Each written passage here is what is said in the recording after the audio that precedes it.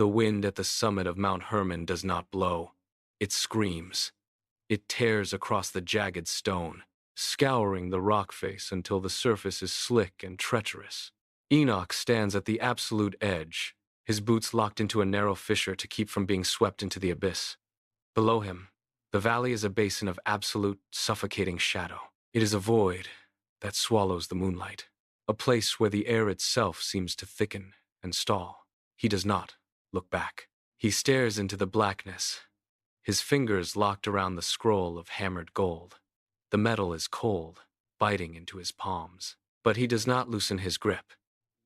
He feels the vibration first, a low, bone-shaking hum that rises from the earth, rattling his teeth and vibrating through the soles of his feet. It is not the sound of shifting tectonic plates or the settling of the mountain. It is a rhythmic, deliberate pulse. The silence of the high altitude is shattered by this encroaching frequency. Enoch shifts his weight. The shadows in the valley floor were no longer static. They began to peel away from the earth, rising like ink poured into clear water. Enoch watched as the darkness coalesced, hardening into massive, jagged silhouettes. These were the Watchers. Their wings, vast and obsidian-hued, unfurled with a sound like tearing parchment, blotting out the remaining stars above the basin. They did not fly so much as dominate the space, their forms casting long, unnatural shapes that stretched up the mountain slopes like grasping fingers. Each movement was deliberate, a slow-motion descent into the physical realm. The air in the valley grew dense, turning heavy and suffocating. Enoch saw the way the light died wherever they passed, a creeping void that swallowed the terrain. They were not merely creatures of the dark, they were the architects of it. The giants circled the base of the mountain, their wings creating a rhythmic, thrumming pressure that pushed against the stone. The mountain itself seemed to shrink. Enoch stood his ground, watching the darkness rise, knowing that the time for observation was ending and the time for the confrontation had finally arrived. Enoch looked down at his hands. The scroll of hammered gold was heavy, its edges sharp enough to draw blood. He felt the cold metal biting into his palms, the weight of the secrets it held pressing against his skin. This was not merely a record, it was a beacon. As the Watchers tightened their circle, the mountain beneath him began to change. A low, bone-shaking hum rose from the bedrock, a frequency so deep it bypassed his ears and resonated directly in his marrow. His teeth ached from the vibration. He planted his feet wider, fighting the tremor that threatened to throw him from the ridge. The air around him grew ionized, the scent of ozone sharp and metallic, stinging his nostrils. He did not look at the giants now. He looked only at the gold. His knuckles turned white. The skin stretched tight over bone as he squeezed the scroll, anchoring himself against the rising tide of energy. The hum grew louder, a thrumming roar that drowned out the wind and the beating of obsidian wings. Every atom in his body seemed to respond to the frequency. The Watchers did not want his life. They wanted the scroll, their eyes, glowing like dying embers in the gloom, fixed upon his hands with a predatory hunger. Enoch felt the weight of their attention, a psychic pressure that sought to peel back the layers of his mind. They were hunting for the forbidden geometry of the stars, the precise, cold mathematics that governed the turning of the heavens. He held the scroll tighter, shielding the hammered gold against his chest. He knew what they sought, the genetic blueprints they had stolen. They moved in a tightening circle, their massive forms blocking out the horizon, their intent clear. They needed the key to stabilize their creations, to fix the flaws and the abominations they had birthed in the dark. Enoch stood as the final barrier between their ambition and the sanctity of the natural order. Every mark on the scroll was a weapon. They lunged, not with claws, but with a sudden, violent surge of intent, trying to force the secrets from his grasp.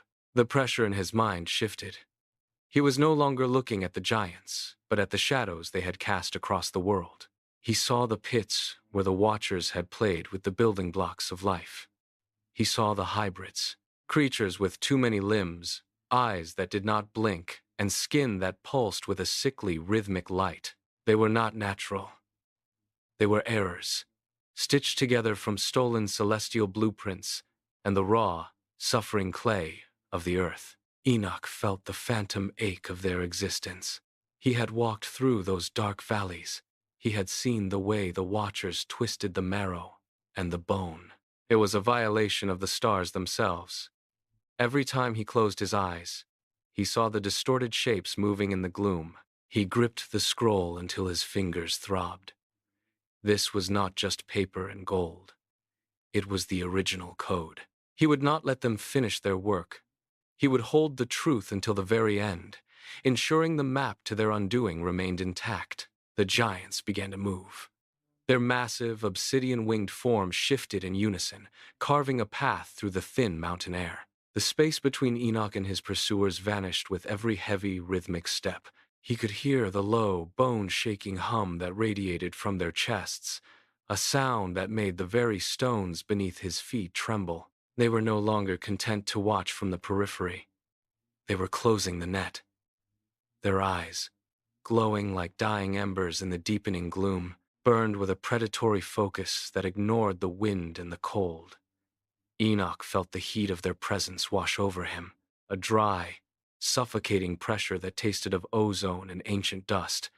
He took a step back, but the jagged rock edge of the peak stopped him. There was nowhere left to retreat. The circle tightened, a ring of shadow and malice that cut off the horizon. He looked up, tracing the line of their wings as they folded inward, blocking the last of the fading light. He was trapped. The heat from the giants grew intense, a dry, blistering wind that smelled of scorched earth. Enoch felt the vibration of their heavy footsteps through the soles of his feet, rhythmic and relentless. He glanced behind him. The cliff dropped away into a jagged, bottomless throat of stone. There was no way down. The circle of obsidian wings had effectively erased the world he once knew, leaving him pinned against the highest point of the mountain. He looked at the giants, their eyes burning with a hunger that transcended mere physical malice. They were waiting for him to break. They were waiting for him to beg for the life he had already surrendered to the truth. Instead, he gripped the hammered gold scroll until his knuckles turned white. He did not look at them. He did not offer them the satisfaction of a final plea.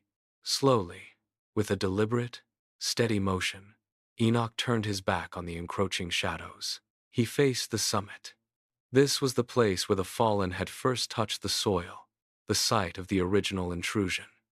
The air here felt different, charged with a static hum. He looked up toward the peak, his gaze fixed on the empty, silent stone.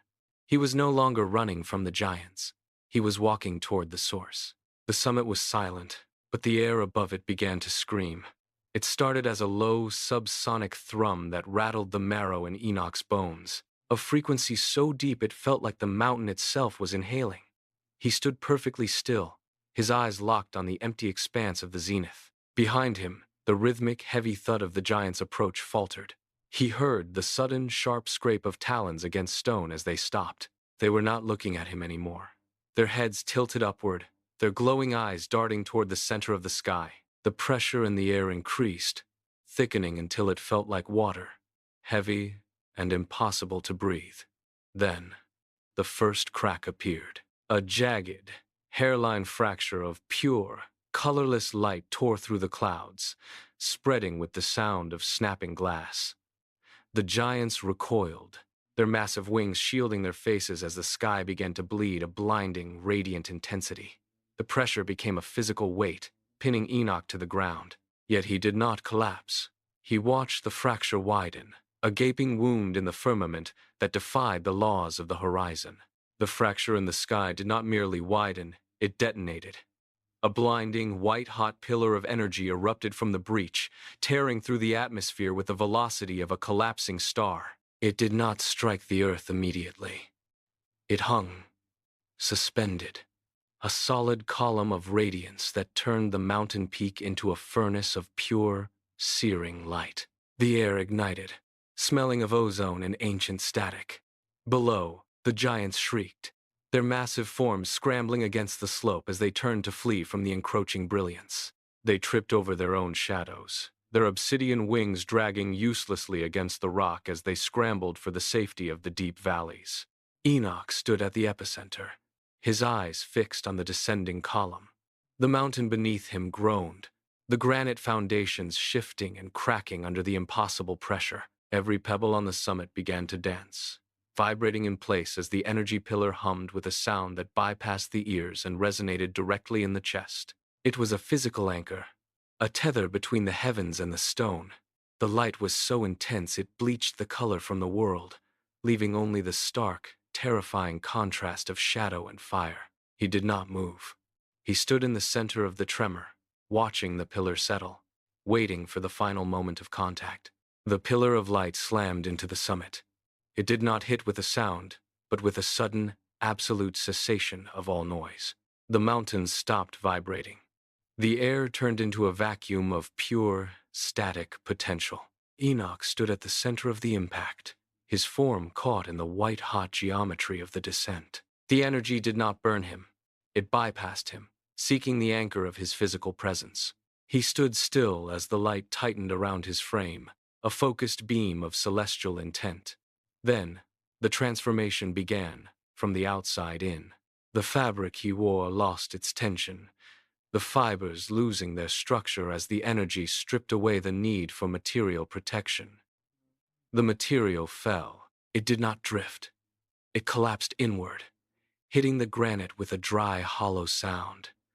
It lay there on the cold stone, a heap of empty, discarded folds, mimicking the shape of a snake's shed skin left behind in the dust. The mortal shell was gone, left behind like a discarded memory. The energy pillar did not dissipate. It intensified, focusing its entire weight into the space where the mortal form had been. A low, rhythmic thrumming vibrated through the mountain, deep enough to shatter the bedrock. Then, the transmutation began. It was not a gentle transition. It was a violent, structural realignment of every atom. Deep within the core of his being, the blood ceased its flow. It thickened, heating until it reached a state of impossible, radiant pressure. Then, the veins ignited. A searing golden light traced the lines of his circulatory system, turning the internal pathways into rivers of molten liquid gold. The heat was absolute, a furnace of celestial power that defied the laws of biology. It pulsed in time, with the pillar above, a rhythmic, blinding flare that surged from the center of his chest outward to his extremities. The stone beneath him began to liquefy. His essence was being rewritten, every cell stripped of its mortal constraints and recoded into a higher, more durable geometry. The light reached a critical threshold, expanding outward in a blinding spherical wave. It was no longer a pillar. It was a sun born upon the mountain. The air ignited, turning the oxygen into a shimmering, electrified haze. Below, the giants halted. Their advance, once rhythmic and predatory, fractured into chaos. They threw their massive hands up, shielding their eyes against the searing, white-hot brilliance that poured down from the peak. The light cut through the gloom of the valley, exposing the jagged terrain with merciless clarity. They recoiled, stumbling backward over the uneven ground, their movements erratic and desperate. They could not look. They could not approach. The entity on the summit had surpassed the reach of their grasp. It was pure, radiant fire, a beacon of such intensity that it scorched the very shadows they relied upon for cover. The heat rolled down the mountain slopes in waves, forcing them to retreat further into the dark. Enoch was no longer a target. He was the source of a blinding, untouchable authority. He dissolved into the brilliance, his physical boundaries melting into the light itself. The fire consumed the last traces of the man they had sought to hunt. The fire did not merely burn, it began to pull. The portal at the peak, a jagged tear in the firmament, acted as a cosmic vacuum. It exerted a force that defied gravity, drawing the radiant essence of the prophet upward in a spiraling golden vortex. The air around the summit warped, bending the light into impossible geometric patterns. Every atom of his being was caught in the suction, stripped of its connection to the earth, and pulled into the throat of the sky. This was not a death. It was an extraction. As he ascended, the reality of the mountain began to blur. the solid stone turning into a translucent, shimmering haze. The process was precise, a systematic recoding of his essence into the fundamental fabric of time. His consciousness expanded, stretching across the dimensions, weaving into the very threads of the universe. The physical world, with its weight and its limitations, fell away. He was no longer a witness to the unfolding history of the earth. He had become the map itself, etched permanently into the silent, golden architecture of the eternal. The sky snapped shut. The blinding pillar vanished, leaving the summit in a sudden, suffocating darkness. Where the light had burned, only silence remained. The mountain peak was now a jagged, empty crater of fused glass and cooling stone. The air, still vibrating with the residual hum of the extraction, began to settle. Below, the giants halted their retreat.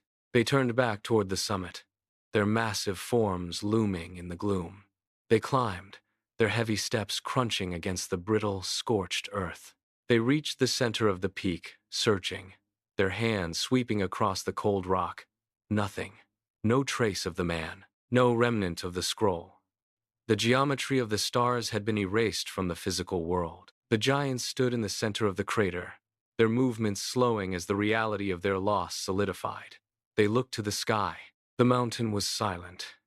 The prophet had been pulled into the architecture of time, leaving the giants to roam the valleys as ghosts of a failed conquest.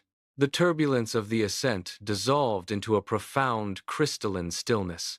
The sensation of movement ceased, replaced by a state of absolute, weightless suspension. Enoch opened his eyes to a horizon that possessed no curvature, only the endless, glowing geometry of the golden vault. Here, the air did not vibrate. It resonated with the frequency of pure, stored intelligence. Thousands of scrolls drifted in the amber light, each one a physical manifestation of a celestial law or a dying star's final pulse. He reached out, and the silence responded, yielding to his presence.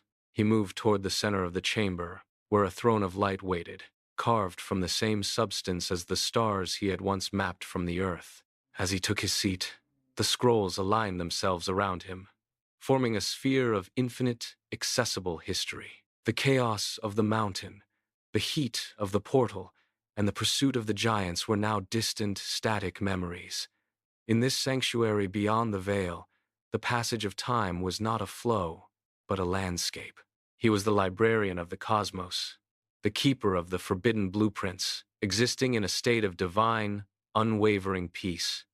The vault held every secret, every cycle, and every truth. From the edge of the divine throne, the perspective shifted. The vault walls became transparent, revealing the world below as a slow-moving tapestry of light and shadow. Enoch did not merely look. He perceived the underlying currents of history. He traced the movements of the giants in the valleys, seeing their frantic, aimless searching as a flicker in the vast timeline he now commanded.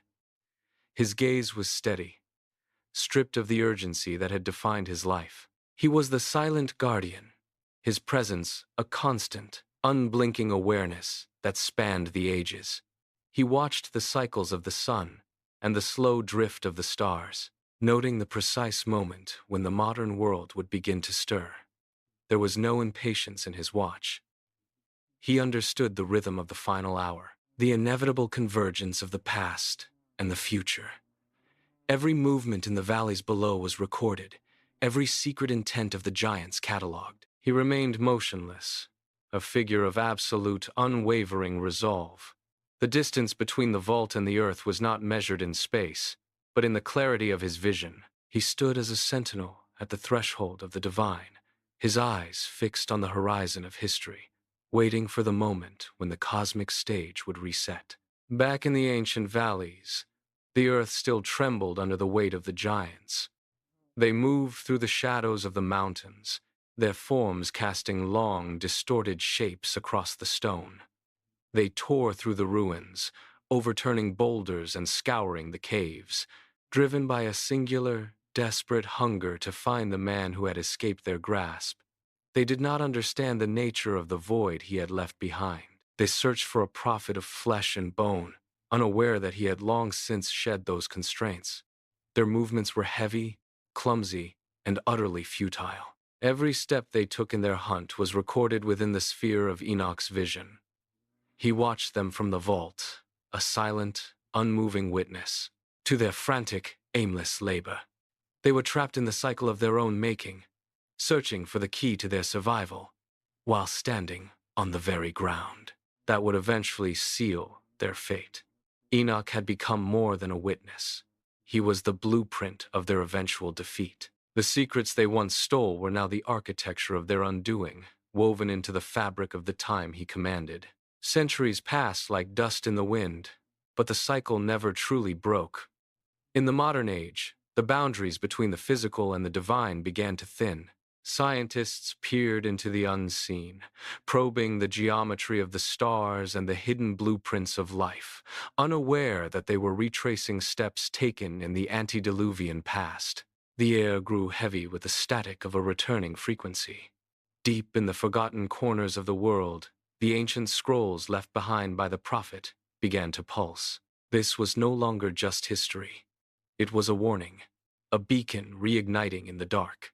The Watchers felt the shift. Their search, once aimless and desperate, sharpened into a focused, predatory intent. They sensed the map Enoch had left behind. The veil was tearing.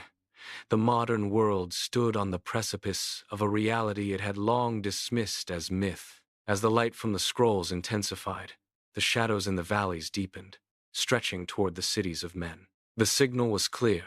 The countdown had resumed, and the entities that once walked the earth were stirring, drawn back by the map. The sky above the modern world begins to fracture, mirroring the ancient rift on the mountain. Enoch watches from the vault, his focus absolute. He is the bridge between the antediluvian past and the final hour. The Watchers gather in the shadows, sensing the shift, but they are blind to the true nature of the return. Enoch does not wait as a memory. He waits as the architect of the coming judgment. He holds the keys to the cycles he once calculated, and the time for the final calculation has arrived. When the sky splits again, the witness will step through the veil. He will not return to hide or to flee. He will return to settle the account. The cosmic stage is fully set. The actors are in place, and the silence of the vault is about to break. The cycle is complete, and the witness is ready to descend.